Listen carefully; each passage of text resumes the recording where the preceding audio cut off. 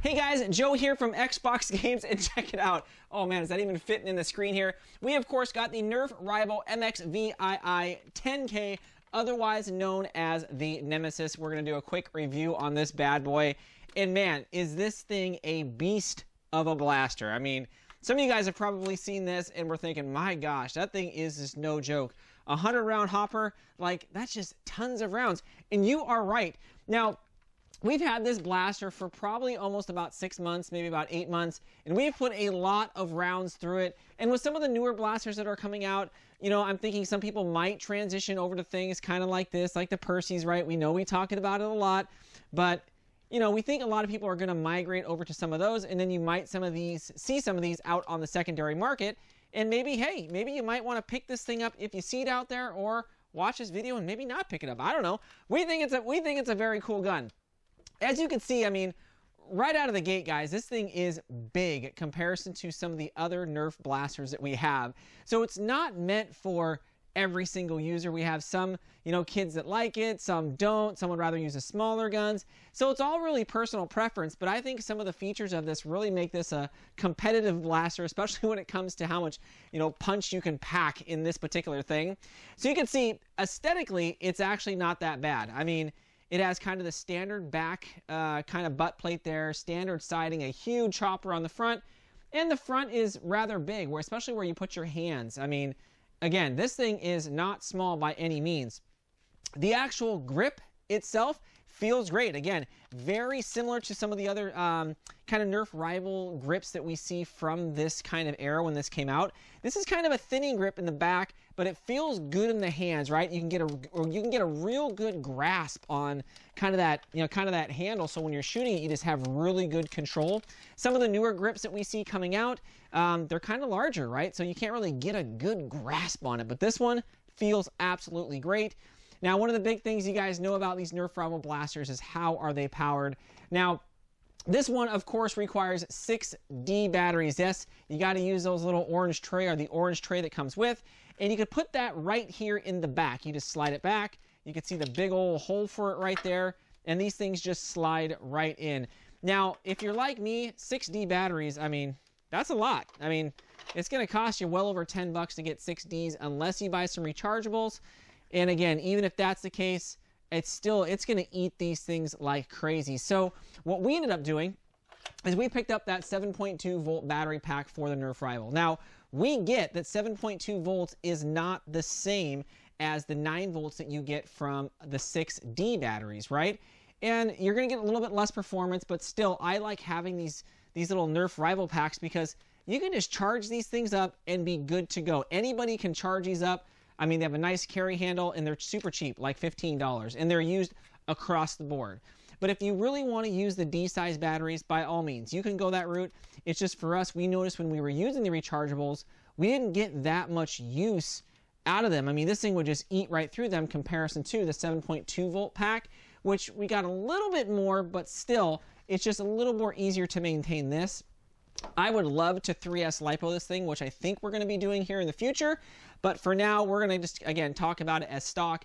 And you can see, hopefully, they come out with a 9.6 little battery, kind of like what they did with the Percy's here, where it's not too small, and it actually almost fits right inside there, which is kind of crazy. So I'm hoping that maybe we can rewire it, use the batteries or something like that, just plop that in there.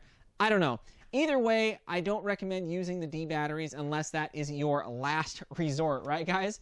But who knows? Maybe some of you guys are loving those D batteries, and maybe if you had a bunch of rechargeables, because I know the rechargeables are not cheap by any means. So battery pack it with whatever you like to do. Now, the hopper itself is massive. It can hold about 100 rounds. Yeah, you heard me. 100 rounds. That, man, when this thing is on the battlefield, you are just spraying, right? You're just pushing it down. So you can see here, it just pops right off. And yeah, I mean, you could have a few extra of these just laying around so you can shoot your 100, drop this, pop on the new top, drop another 100 rounds down range. So it's really easy to fill these things. I am super glad that this is actually removable too, because if it wasn't, it would be a totally different blaster, I think, in my mind, where you gotta, you know, if you didn't have the ability just to take it off, throw on another 100 rounds, it would be quite different. But the fact that you can take it off, throw on another hopper is awesome. So that is very cool. To load it, If you only have the one hopper, by all means, yeah, just slide that little door back, throw in the balls, dump them in, however you got it. And it's a pretty big feed right there. And then just close it up and you're good to go. There's another guy in one of our leagues that has this particular blaster, and he actually carries another whole hopper just full. So he just dumps the other one off, throws it in. He's good. Even though I feel like you can dump a lot of balls in here pretty quick into this thing. I've seen some adapters and things like that of what people use. But yeah, I think that is awesome. Over on the right-hand side and the left-hand side, yes, you got the little safety switch, right? And it actually works pretty well. I mean, it actually feels really good. You can hear the click right in front.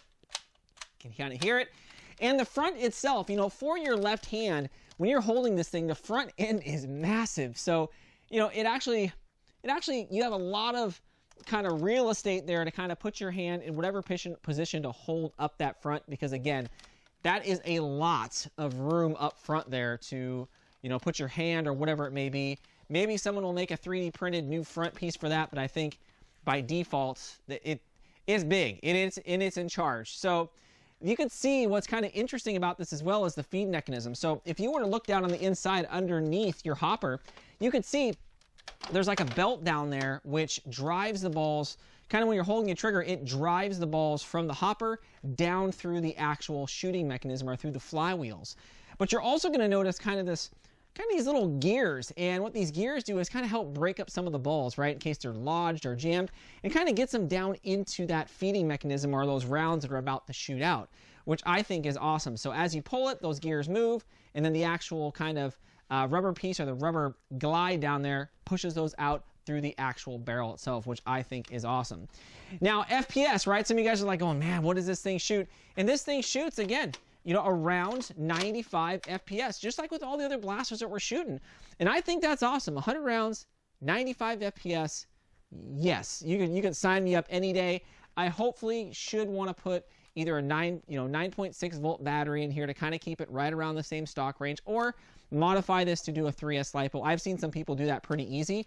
And I think that might be my next bet, is to just, you know, use the stock wiring, which I've seen, modify this to a 3S LiPo, and really give it some of that extra punch, right? Make this thing just an absolute beast out there. But no, you can't really go wrong with this thing. I mean, the top Picatinny rail, you know, it just has the one rail integrated into the hopper there. I don't personally put anything on it, but you could definitely put, you know, an extra little mag, which I don't know why you do, or of course a little scope here by Rival. I think is awesome. I think it looks good down the range. You guys can kind of see that. I think it looks good. But I think just spraying, I just like to spray this thing when I'm out there, just spraying bullets downstream.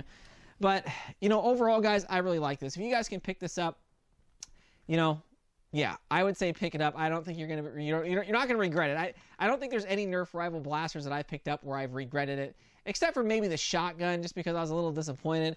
But anyways, let me know what you guys think of this. Again, we got a lot of these that we're going to go over because we just had them and we haven't done reviews on them. We figure we should get them out there just in case some of you guys are kind of curious about this particular blaster. Anyways, definitely subscribe, guys, if you haven't already. Make sure you check out all the giveaways that we're doing. Thanks again, Fox.